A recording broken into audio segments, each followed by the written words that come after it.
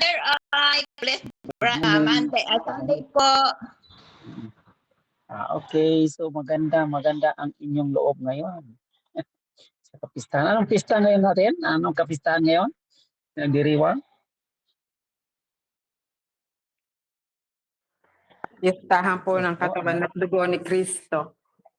Yun nga po. Yun. Okay. Ang ganda, no? Talagang hindi tayo iniwan ng Diyos. Okay. So, yun. Magtanong na kayo mga kapatid para mas lalabas pang ating mga iniisip. Pwede kayong magtanong po. O kung magbahagi kayo, sige po.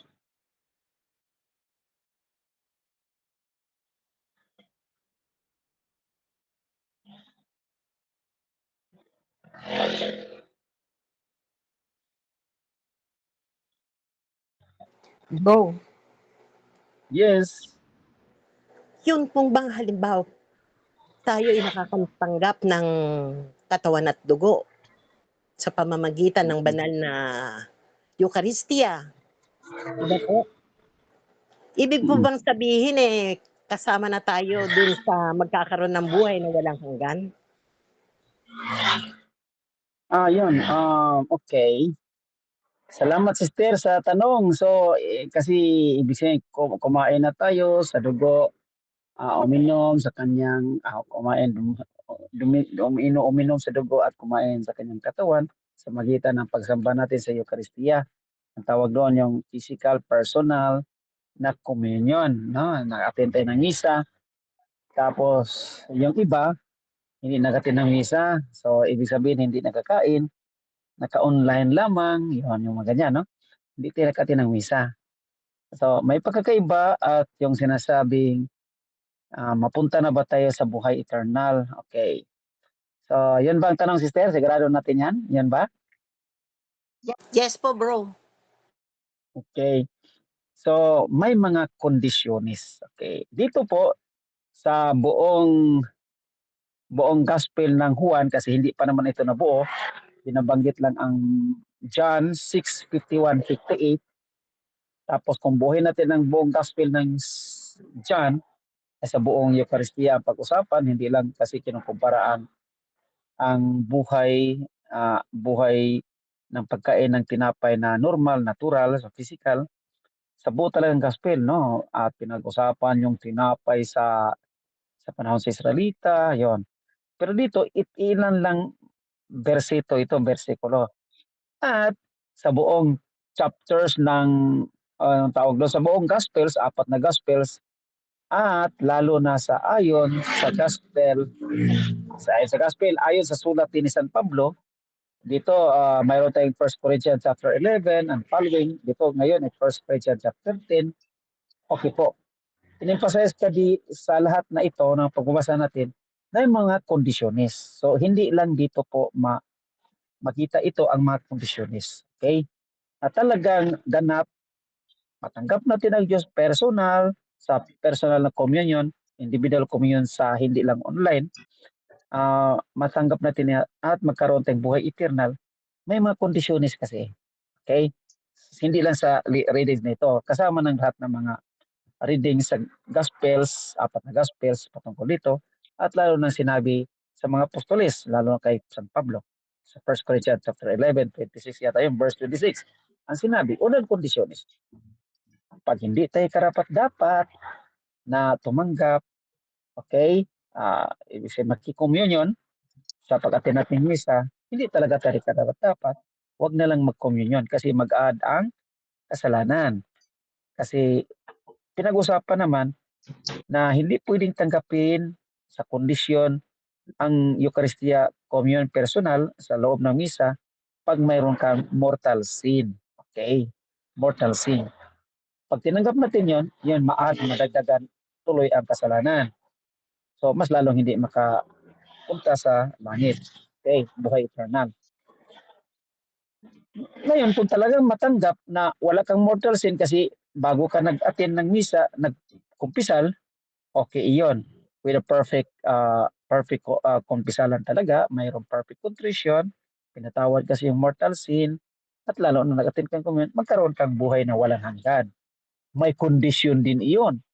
So, ibig sabihin, kasi wala man, natandaan nyo mga kapatid, mayroon bang, ito ang pagtatanong nga, bakit may kondisyon pa rin? Kasi hindi na nga nakatanggap, hindi na nga nagkasala kasi may confession na, nag-communion na, tapos hindi pa rin mapunta sa langit, sa buhay eternal.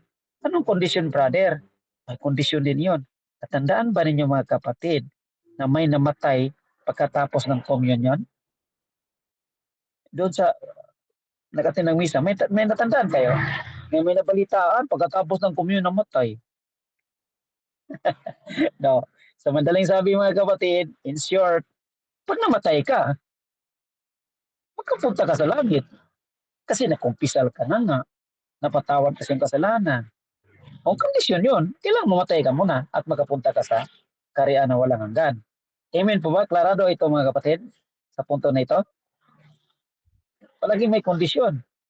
So, ibig sabihin, pag maprolong pang life, hindi ka mamatay, nandyan ka sa sinamang kabanal-banalan, kaisa ang Diyos, at magkaroon kang buhay na walang hanggan. Pag mamatay ka, di ba may kondisyon palagi? Pag hindi ka pamamatay, ingatan mo lang. No? Ingatan mo. Hanggang sa sunod na pagbalik mo sa confessionalan, sa communion, at karapat-dapat ka naman, ibig sabihin, manatili po ka sa Diyos na makiisa, magkaroon ka talaga ng pangako na iyan na buhay na walang hanggan. Pero hindi pa yan matutupad. Okay? Pag mamatay ka, yan ang kondisyon. Okay po? Yun. Okay po. Klarado ba ito mga kapatid? Sister Violeta? Amen po. Amen po. Hello po. Okay. So ngayon kasi ayos na sa kondisyon na yan. So itong sinabi ni Jesus sa Ebanghelyo, pangako ito, promisa ito. Ilan bang pangako ni Jesus diyan? Sige nga, tingnan natin kung matining ba ang inyong mga mata. Sa ating Ebanghelyo na may ilang lang na bersito, 7 o 8 bersito. Okay po. Tingnan nyo ha. Tingnan natin ha, ulitin natin. Ilan bang pangako ni Jesus diyan? Natutuparin niya. Okay po. Na sinong magkain, makisa at magkaroon ng buhay walang hanggan. Sige nga, ilan bang pangako niya? Isa na yan. Yung magkaroon ng buhay walang hanggan, isa na yan. Okay, pero tinanong ko, ilan bang pangako niya diyan? Kasi isa na yan. Wala. Yung Wala muling kayo nakita ang bubuhay. mga kapatid? Yan pangalawa. Yan ang pangalawa. So, later on, magkaroon ka ng buhay ng walang hanggan kasi namatay na tayo, nakisa na tayo sa Diyos, kasi tuwid, tapat, ganap, no? Ibig sabihin, andyan ka sa confessionalan, nag-communion ka, magkakaroon ka ng buhay walang hanggan, at magkaroon pa kang muling pagkabuhay. Ibig sabihin, namatay na tayo, nakisa ng mga banal sa kalangitan, sa piling ng Diyos, at later, pagdating na ng pagbalik ni Jesus sa paghukom sa mabuhay sa mga patay, makisa na naman ang iyong kaluluwa, katawan, ang iyong katawan sa kaluluwa, bagong katawan, sa iyong kaluluwa, espiritu, makisa na naman, buhay na wala, muli naman. O di ba po? Kakaiba, no? So, dalawang pangako yan. So, klaro na? Klaro na mga kapatid? So, ibig sabihin, manahan muna tayo ngayon. Ibig sabihin, okay naman iyon, yun na na-feel natin, natanggap natin si Jesus, pinatawad na tayo, magaan natin sa loob, malinis tayo, okay lang iyon. Pero ingatan. Di ba po? Ang ating kalagayan, may pag-iingat po. Continuous na pag-iingat, makisa tayo sa Diyos. Na buhay, na sana hindi magkasala ng mortal. Okay, hindi magkasala ng mortal kasi at least venial lang. Kasi pwede namang hindi magkumpisal, diretso na mag-commune na naman sa sunod na pagbalik mo na mag-attend ng misa. Okay po? So, ibig sabihin na naninirahan tayo na makiisa sa Diyos, nagkaroon ka ng buhay na yan kasi mabubuhay naman talaga tayo sa espiritu, kaluluwa, no? Nakiayos tayo sa Diyos, pero ingatan lang. Okay po? Grabing pag-iingat ito mga kapatid. Kasi malayo pang buhay na walang hanggan. Malayo pang pagkabuhay muli. Okay ba yan, sisters and brothers? Naintindihan? Klarado na? Gets na? Ganda, no? Ganda ang tanong niyan. Ganda ng tanong niyan, brother, sister Violeta. Allah. Sige po mga Hello. kapatid. Okay. Magtanong po kayo. Sige po. Tanong kayo mga kapatid.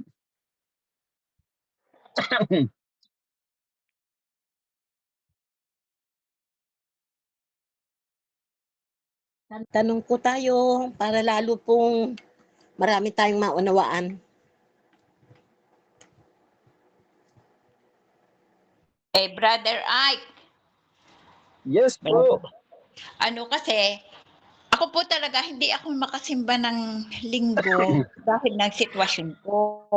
Ngayon, pero Mm. minsan lang naman po, sa isang linggo nga talagang ako'y nakakasimba, pero Huwebes po 'yun, pero short ano lang po, yung hindi mahabang misa na ano. Mm. Ang ano ko po kasi kung ako magsisimba ng linggo, ako po'y nasa simbahan pa, Brother Ike, ako'y nagkakasala Mm. na. Dahil nga ang kasama ko si Estefano, nasa simbahan pa lang po ako kinukurot ko na, di lalo pong mas masama, 'di po ba? Yun po, Mhm. pero ang alam ko po naman na talagang kung maaari ay yung Sunday ibigay natin sa kanya. Pero online nga lang po ako, hindi naman po ako nakakatanggap ng kanyang ano, ng kanyang Mm. ng komunyon.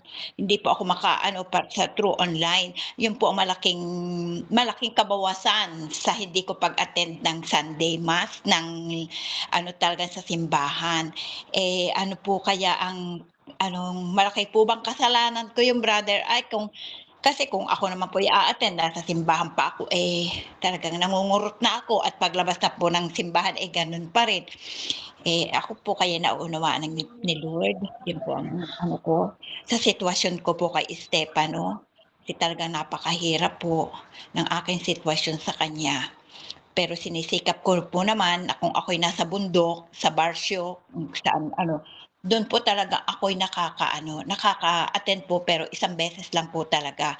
Hindi ko po magawang linggo-linggo dahil sa napakahirap pong sitwasyon sa aking alaga, lalo't napakahaba po ng lalakarin kung siya'y kasama ko, bundok po yun. Yun lang po Okay. na Okay. kung gaano kalaki ang pagkukulang ko sa kanya kung sa online ako nagsisimba. Yun po ang tanong ko, gaano kalaki ang pagkukulang ko sa kanya pero kung ako'y nasa online, nakakulong ako sa kwarto, tahimik na tahimik naman po ako. Yun po. Okay. So, yun na sinasabing mga kondisyones din yan, yung sirkumstansya, kondisyon na ibig sabihin na napapaligiran tayo o nababahagian tayo ng kondisyones na limitasyon. Kondisyon na limitasyon. Okay? Exemption yan, sister. Okay, madaling sabi, exemption. Okay po? So, wala tayong magagawa dyan kasi kabahagi ka dyan sa iyong misyon. Misyon iyan, binabantayan mong tao, wala na yung ibang, anong tawag doon, pinagkatiwalaan dyan. At kung mayroon mang pagkakataon na mapunta kayo sa misa, tapos kinukurot mo, huwag mo naman sobrahan, sister. Yung disiplina lang. Minsan naman po itinataas na ang ostya. Ay, uungal sa tabi ko, ungal ang ano, talaga pong nagkakasala ko, brother Ike, ay talaga sabi ko, Diyos Wala, ko. ang kwan lang, basta hindi lang siya ito yun, sister, basta anong tawag, pagkurot mo, kunti, paano lang yan disiplina lang yan yung ibig sabihin, na walang madisturbo at hindi siya ingay, lalo, yung pareho sa bata, nakukurutin mo, iingay at iiyak-iyak, ay nako, delikado yan. So, Ako, ganun hindi lang. po ito tinatalaban sa kunti. Kunti lang. Kunti lang, sister. Kunti lang kasalanan niya, sister. Ano ba yan? Ano ba yan? Ano ba yan? Nga po, ito po, magsisimba naman ako ng 6 o'clock sa Quiapo, 11 po dito, 12 o'clock po dito sa atin. Tuwi naman po, hindi naman po ako natutulog na hindi nahingi ng tawad sa ginagawa ko sa kanya. Dahil talaga po naman, brother, kapag hindi ko siya nakurot at lalo ulong, ay ako po nagdo-200 ang aking BP na pagkapi, na inis na. Basta wag mo iwayan na iyak na iyak. Wala may madisturbo. Yung pagkurot-kurot na yan, disiplina naman yan kung nahinto na, period, okay. Paano yan?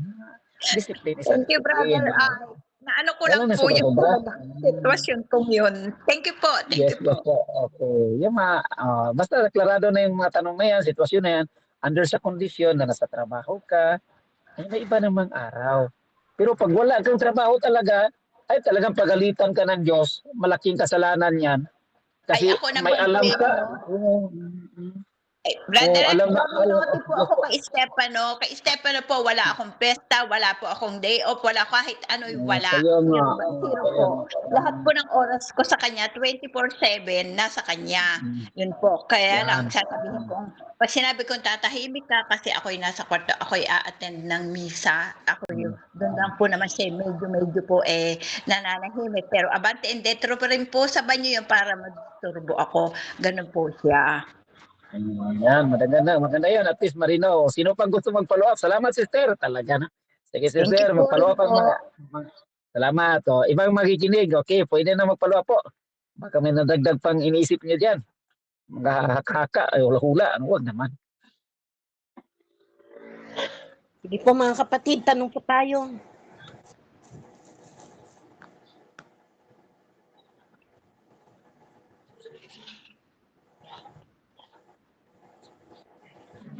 Bro, tahimik na.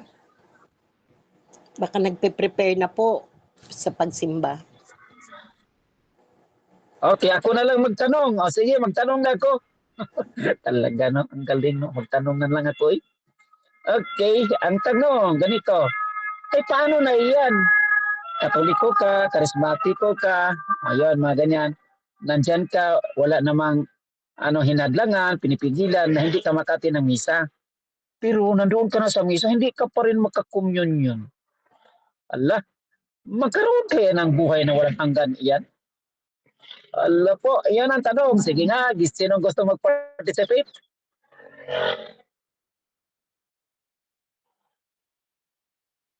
Bro, hap-hap. Talaga, Kasi po, mahirap na ito. kasi po naka-receive naman siya ng mga salita ng Diyos. Yun na daw Aha. pong Eucharistia ang kanyang inaasam-asam pa. Okay? So, mayroon tayong tinatawag na spiritual communion. Okay? So, nasa online ka man, nandyan ka na sa misa, hindi ka pa rin makatanggap kasi mayroon pa rin hadlang. Kasi may kondisyonis pa rin, hindi nga pwede. Eh kung mamatay ka, paglabas mo sa simbahan, na-aksidente ka, ay naghingi ka ng kapatawaran. Pero hindi ka makakommun physically. Namatay ka agad paglabas mo sa simbahan. Malangit, mapunta kayo sa langit. Yung mga ganyan ang tanong natin. Magkakaroon kayo ng buhay eternal? Ala, okay, klarado na mga kapatid. Nakatuon ng pansin, nakahawak na ba ang ating tanong? Mayroon na bang konkretong hinawakan? Ganun po. Okay. May spiritual communion ka na. Perfect contrition ka na. Ang perfect contrition kasi, kahit na nakakumpisal ka na sa pare o kung hindi ka man nakakumpisal sa pare, nakatin ka na ng misa, nandoon na lahat ng paghingi mo patawad o umiyak. Hindi ka lang mag-communion. Malangit, mapunta kaya ka sa langit at magkakaroon ng buhay eternal at mabuhay muli. Yun ang sinasabi mga kapatid na dahil may hadlang pa rin at napatawad na yung kasalanan kung mamatay ka, hindi ka lang na-communion, nandun pa rin na pangako. Pero may laan naman sa purgatorio. So ibig sabihin, sino yung nakapunta sa purgatorio? Ang lahat ng mga kasalanan na pinatawad at hindi pa nakabayad. Okay po? May mga kasalanan kasi hindi pa mabayaran at kailangan mabayaran at kung hindi man dito kasi namatay ka na, napatawad ka na. Ibig sabihin, hindi ka lang napatawad sa pari o hindi ka lang napatawad sa Diyos kasi hindi ka nag-communion. Ibig sabihin, sa magitan ng pari, pero direct to God iyan. No? Nakarinig kasi ang kanyang salita. Kaparaanan iyan na mayroon pa ring habag ang Diyos. Kaya nga ang ekspresyon ng purgatorio, it is not purifying fire lang na maglilinis sa iyo, na magtitiis ka, magtiyaga doon, na iinitan ka at babaligtarin ka sa apoy, kundi ito pa rin yung extension ng habag ng Diyos, awa sa iyo, kaya ikaw ay bumalik at humingi ng kapatawaran sa Kanya. Klarado ba ito mga kapatid? Amen po.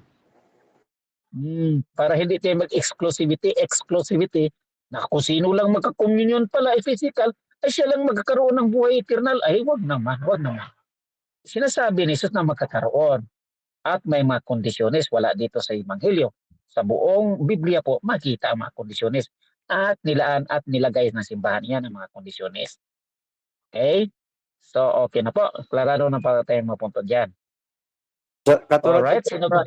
Brother Ike, katulad ko, Yan. nakakapangumunyon dahil ako'y nasa pagkakasala nga. Pero pumipila ako doon sa pila ng mga kuwat. Ako nakalagpipit lamang para sa mga bata at tumatanggap naman ng blessing ng nangangatawan sa ating Panginoong Hesus. Sa pari, ako pumipila kalimitan para naman Yes, matanggap ko na kanyang blessing. yan. Isa na yan. Isa ng konkreto example yan sa buhay nila ng Brother Robert na hindi nakatanggap ng sacramental matrimony kasi kasal pa siya sa kabila, buhay pang isa sa kanila. Okay lang iyan. Total, sa loob ng bahay, sa loob ng bahay kayong nanirahan together dyan na hindi pa nakatanggap ng matrimony. Unang-una, hindi na kayo naggalawan, no? Ibig sabihin, unang-una hindi na kayo nag-sex, no? Sa mga matanda ha, wala na. So ibig sabihin nandoon pa rin yung pagmamalasakit, pagtulungan sa isa't isa, pag-intindihan, pag-unawa, pagkarinigan. Pero wala na yung sex, physical. So okay na yun mga kapatid. Humingi na kayong kapatawaran ng Diyos, pwede ka nang mangumpisal. Mangumpisal ka sa pare. Ganon pa rin sabihin sa pare. Sige anak, mangumpisal ka ngayon sa iyong presente na kasalanan na ginawa. Sabihin mo ngayon ng pare, Father, ganon. Okay. So, depende na rin sa pare. May mga pare di magsabi, okay anak, dito sa lugar na ito, pinatawad ka na sa iyong kasalanan. Pero wala kasi sa lugar na ito, kilala ka sa iyong sitwasyon, pinatawad ka na. Ito yun ha,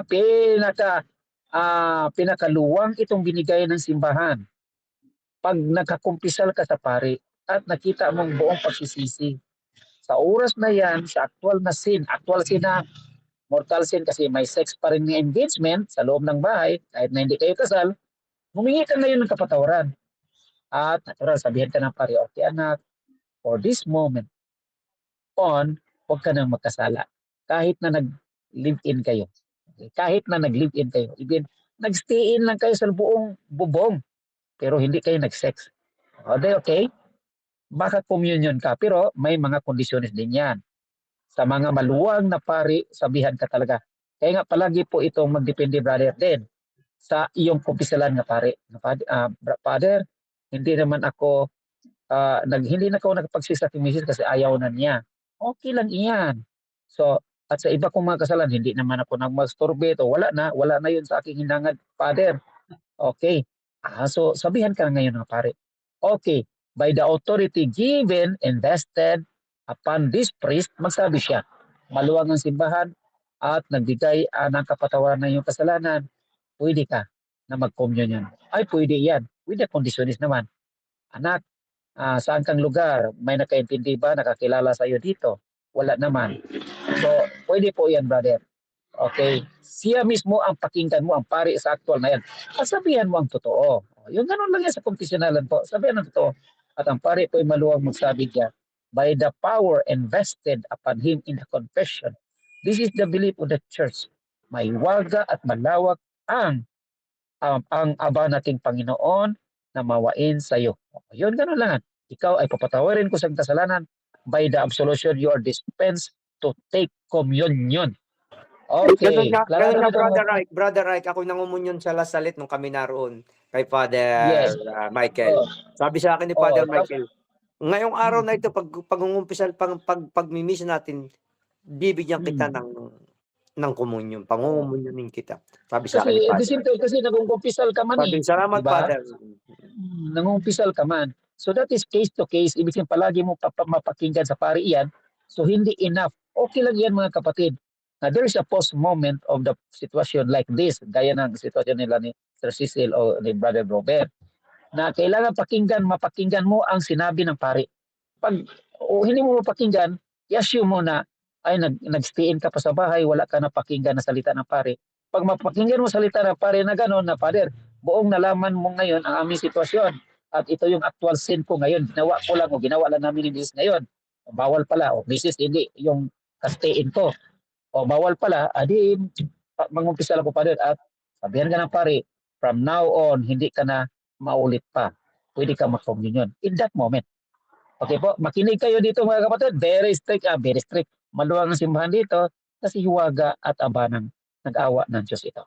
So kaya nga, hindi lang enough na hindi masatisfy si brother at sister, na hindi sila mag-communion forever. Maari po dahil sa sitwasyon na yan. Okay po? Klarado na ito, brother and sister, ha? Sa sitwasyon like this, ni Brother Robert and Cecil, kailangan mo pumakinggan at sabihan ang pari. Magkumpisal po. At ang pari naman magsabi. Okay?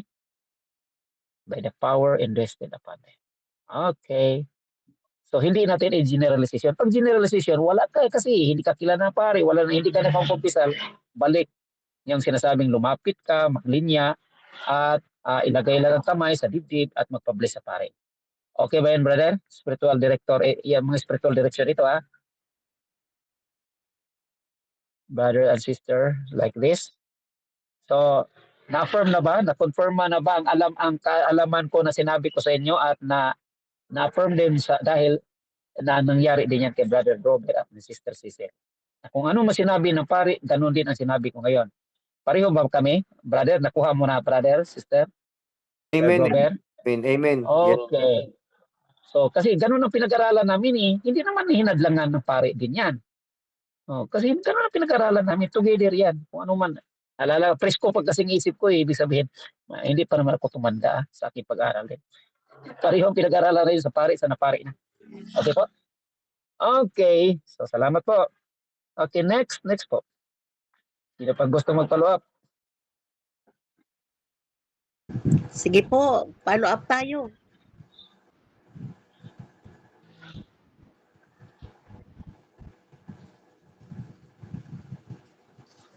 Sa lahat po, may mga baguhan ba tayo dito? May baguhan ba? Wala po, bro. Wala na. So at least bakit so at least nga ulitin ko kasi confident ako sa mga sinasabi ko liban sa pinag-aralan namin kasi nagpapari nga ako noon eh. so ibig sabihin sa lahat ng mga hindi baguhan, ganun lang po. Totoo naman yung sinasabi ko, di ba po? Walang harong biro, wala na tong harong biro yung comedy lang, hindi po. Okay.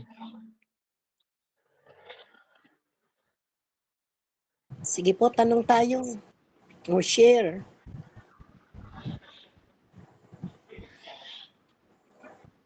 Wala na po ba? Bro, wait na. Wala na. Sige, klarado na mga kapatid. Are you satisfied? So, lahat ng mga kaluluwa ay talagang magpapatuloy na sa ating paglalakbay sa ating panampalataya. Well, anyway, ganun lang po kaibahan sa pagtanggap ng physical at spiritual communion. Kailangan palagi ang pagkonfisal direkta o hindi direkta kasi mayroong pari sa Diyos po. Okay, perfect confession ang kailangan. Perfect confession upang tayo mapatawad at kailang babayaran din. Kung hindi mo mabayaran, mayroon pong another stage ng life pag mamatay tayo. Yung chance po sa purgatory. Nandoon ang pagbabayad, paglilinis, na hindi pa rin makapasok direkta sa langit kahit na napatawad ang mga kasalanan kasi hindi pa nga nakabayad. Okay po? Bro Ike, kasalanan Yes, ng po. hindi magsimba ng face-to-face? Yung ibig sabihin nasa online, kaya lang may mga kadahilanan kaya hindi makapagpunta sa simbahan. So walang kasalanan. Pag may mga kadahilanan na yung sinasabi na kanina kay Sister Teresa, dahil sa trabaho, ikaw lang pinagkatiwalaan, ayun, dahil sa ibang mga inaatupak na mahalaga, mas mahalaga pa na magsimba ka. Okay? Lalo na yung pagmamalasakit sa kapwa na aksidente. Naalala nyo? The Samaritan, The Samaritan, Good Samaritan, di ba po? Pag may mga kailangan na higit pa sa oras na iyan, huwag nang magsimba, tuntunin ang kailangan na iyan kasi buhay iyan. Buhay ang kailangan. Tutuparin niya. Okay? Importante yan. Yun ang discernment. Mag-discern tayo. Sa bawat galaw o sa bawat kondisyonis, wala naman akong kadahilanan ng mapigilan ang magpunta ko sa simbahan. Ito na lang. Kasi mayroong nangailangan. Buhay niya ang nakataya. Pupunta ka ba sa simbahan, iwanan mo? Huwag naman. Pagalitan ka ng Diyos yan. Okay po? Ibahin mo na lang araw. Pumunta ka na sa sunod. Kung wala nang pagkatapos ng pagtugon, pagsagot sa kanya, pagkalinga mo, pagmalasakit, pagtapos doon, kung may oras pang magsamba kasi mayroon pa, pwede. Pag wala na, next day. Nandiyan naman ang Diyos pa, naghintay. So that is situational, that is conditional. Okay? Requirements din iyan na umunawa na mamutindi ang Diyos. Higit pa dyan. Okay? Amen. Glory to God. Salamat po, Brother Ike, sa maraming karunungan na binahagi mo na naman. Ano po? Wala na po bang hahabol, mga kapatid? Okay po, maraming salamat, Brother Ike. Patugtog na po Okay, tayo sa maraming salamat po. 13. Salamat po, Brother Ike. Mag-ingat. Okay Happy po. Sunday and happy Disney. Solemnity Day, Solemnity Day.